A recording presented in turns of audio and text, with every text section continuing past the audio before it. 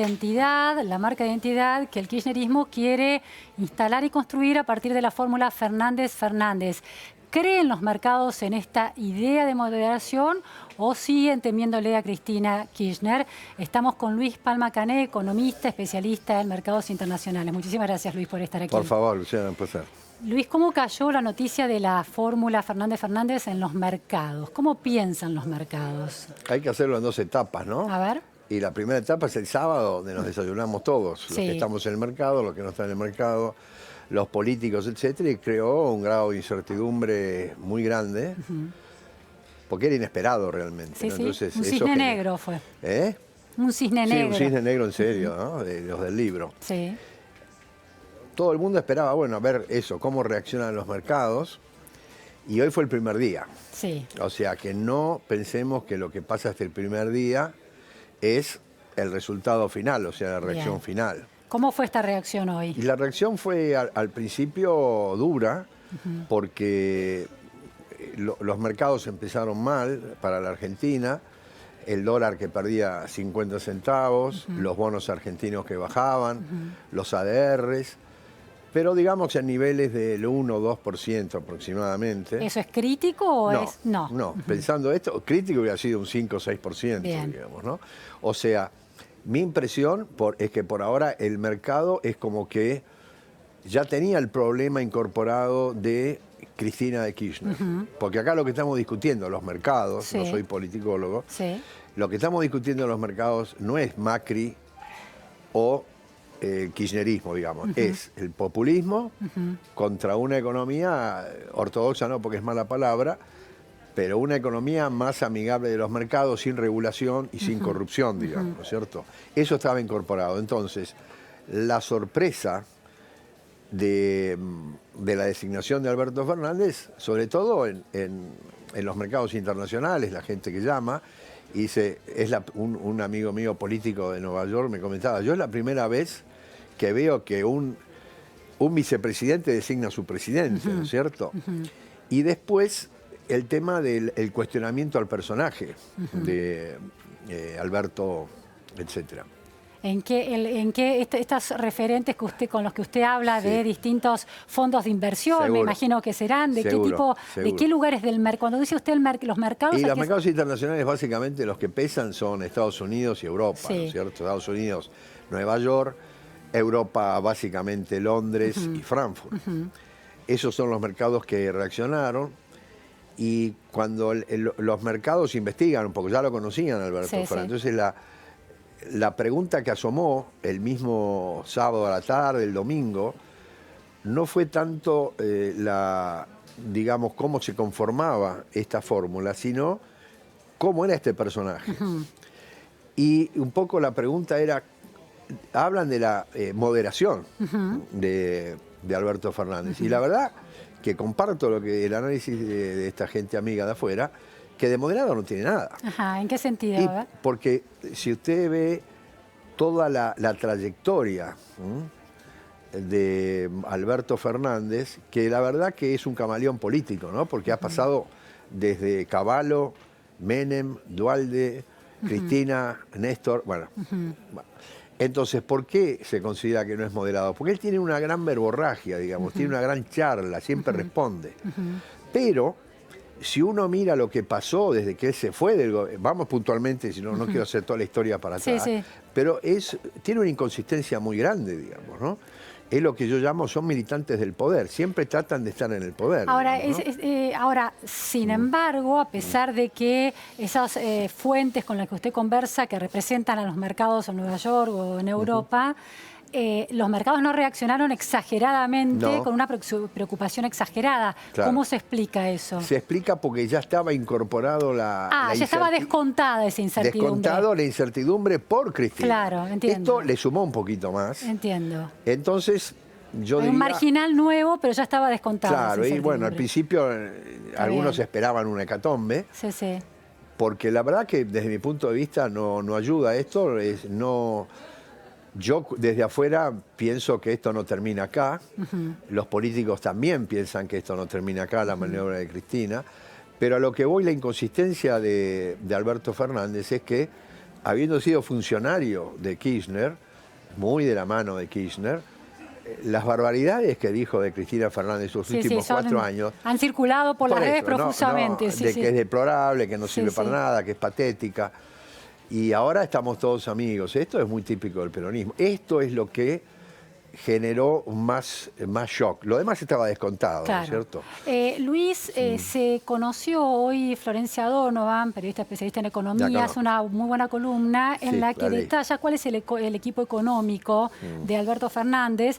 Ya da algunos nombres. El Grupo Callao. Y exactamente, ella habla de un think tank que lo llama el Grupo Callao, habla de Matías Culfas, que fue director del Banco Nación y mano derecha de Mercedes Marcó del Pont en el Banco Central, de Cecilia Todesca Bocco, que fue jefa de gabinete de Marcó del Pont. También habla de una buena relación con Guillermo Nielsen y también de Costa, que es el exsecretario de Comercio, como una figura más dura, pero que también está en la intimidad de la cuestión económica. Estos nombres a un hombre que conoce los mercados, ¿qué le representan? Sí, primero me parece que es muy generoso hablar de un think tank, ¿no? De este grupo, como primera medida. Segundo, es preocupante desde mi punto de vista. ¿Por qué no es un think tank el Grupo Callao? Porque no, ¿qué ha generado los últimos 3 años? Yo no conozco nada que haya generado. Un think tank permanentemente genera papers, genera contribuciones de política, de discusiones, seminarios. Yo no conozco nada de eso. Y yo que a mí, en principio... Usted debería conocerlo. Debería conocerlo, ¿no? Sí. Por eso pienso que no es un think tank. O no tiene las características de un think tank, en serio, para no ser tan severo. No lo conozco personalmente. Lo que me preocupa es que hay gente que, por lo que uno ha leído, poco, es gente que estamos... Cuando ustedes le dicen economía nacional y popular, ya empezamos con un problema, ¿no? Porque nadie sabe bien qué es lo nacional y popular. Bajo del paraguas nacional y popular, se parte de la base que ellos son los únicos que están a favor del pueblo, digamos, ¿no? Eso es populismo puro. El populismo político es: yo estoy en el gobierno, yo soy el único que tengo la razón, yo soy el único que representa al pueblo. Y esta gente, para terminar la pregunta, es el tema que son extremadamente reguladores. Están hablando de nuevo de que el Banco Central tiene que tener ciertas regulaciones, ciertas limitaciones. Sí, en el artículo de Florencia Donovan cita alguna de las políticas que refieren Culfas en las últimas semanas. Pagar al FMI, pero renegociar para recuperar el crecimiento. El crecimiento debe ser la prioridad.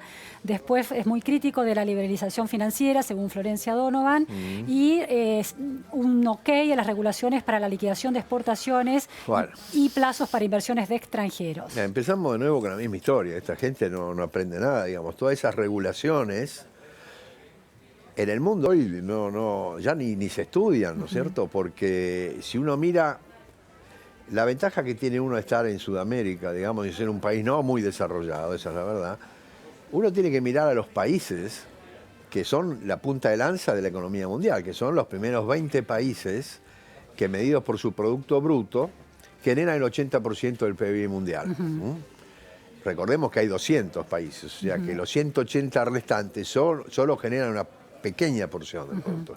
Si analizamos las políticas que han hecho estos países, son países de economía libre, de apertura de mercado, de regulación muy escasa, necesaria obviamente, y entonces la sustitución de importaciones no existe más, vivamos con lo nuestro no existe más. Esos países son todos de una economía muy abierta, quiere decir que exportan mucho e importan mucho. Sí. Ahora, acá hay un dilema que se plantea, ¿no? Porque muchos dilemas, ¿no? Porque la lógica instalada, simplificada, usted me dirá si está demasiado simplificada, dice que los capitales extranjeros, cuando llegan a una nación que tiene alto nivel de incertidumbre política, económica, bajísima niveles de certidumbre en seguridad jurídica, lo que buscan es una alta rentabilidad, ¿sí? Cuanto más riesgos, mayor rentabilidad, e irse rápido cuando se ve que está todo por estallar. Entonces, digo, ¿por qué los mercados querrían que la Argentina entre en un nivel de certidumbre si es en la incertidumbre donde ganan, cuando no tienen regulaciones para quedarse por un X tiempo? Hay que distinguir ahí lo que son capitales financieros de corto plazo. A ver. en el cual se les hace el caldo gordo, porque si uno clava el tipo de cambio, como ha sucedido muchas veces en la Argentina, y a usted más o menos le aseguran que el tipo de cambio va a quedarse en 35 pesos, el famoso tema de las LEVAC, o sea, la gente invertía en pesos porque al tener una alta tasa de interés en pesos y el dólar clavado, bueno, al final del periodo ganaba más dólares. Claro. Y eso lo hacían los argentinos y los capitales de afuera, de manera que la culpa no es del chancho, sino que le da de comer. Compartida la responsabilidad en tal caso. Sí, no, yo diría que... Toda Argentina. Sí, Argentina, el gobierno, pero había capitales financieros que venían de afuera. Eso cuando la ven un poco mal, hacen la ganancia y se van. ¿En ese sentido no tiene lógica regular el tiempo en que deben quedarse? No, lo que tiene lógica es no hacer ese disparate de que estén desequilibrados el valor del tipo de cambio y la tasa de interés en pesos. Ah, entiendo. Ese es el problema, ¿no? El problema no es si no los tiene que... Porque en ese límite, pongámoslo que pueden entrar y salir dentro de 10 años y se acabó el problema. Pero entonces no entra ningún peso, ningún dólar, digamos. ¿no? O sea que el otro tema que dicen, no, los capitales extranjeros que no se expolian. No se expolian nada, vienen a ganar plata. Y entonces ahora, si uno pretende que una empresa suiza venga acá a hacer beneficencia, está equivocado. Ahora, ¿qué pasa? Si usted tiene que invertir un proyecto de chocolate, ¿no? Y tiene la alternativa del país A, que es Argentina, y el país B, que es XX, no importa. Y usted mira, este país tiene inflación, tiene recesión, tiene déficit de cuenta corriente, y no sigo, inseguridad jurídica. Y el otro país tiene una inflación promedio del 2% anual, está creciendo al 3%, tiene seguridad jurídica. Hay dos alternativas, o va directamente al país B, que le da más seguridad, o va al país A y le pide una rentabilidad mucho mayor, porque tiene mayor riesgo. De todas maneras, eso está claro, ahí hay un confundimiento de causa y efecto. ¿Y qué gana el país A que tiene con estos capitales golondrinas que se llevan rápido No, bueno, una cosa es el capital golondrina, otra cosa es el capital que viene a invertir, digamos. ¿no? Son el de corto plazo, digo. Claro, el corto plazo no gana nada el país. El país no gana nada. No. Última pregunta, Luis. Cambiemos ofrece mayor seguridad jurídica, pero las variables económicas son críticas para los inversores.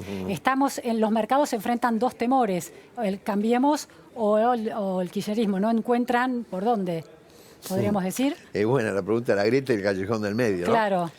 Yo creo que es cierto, el gobierno kirchnerista para mí fue, por dar cuenta, un desastre. ¿Y el actual para los mercados? El actual económicamente ha fallado, sin ninguna duda. ¿Le tienen miedo los mercados al gobierno actual? Le tienen mucho menos miedo al gobierno actual que al gobierno anterior. Bien. Porque el gobierno anterior pudo hacer populismo, para hacerlo simple, porque tenía las hojas 650. Entonces, ¿qué pasa? Con las retenciones tenía mucha caja.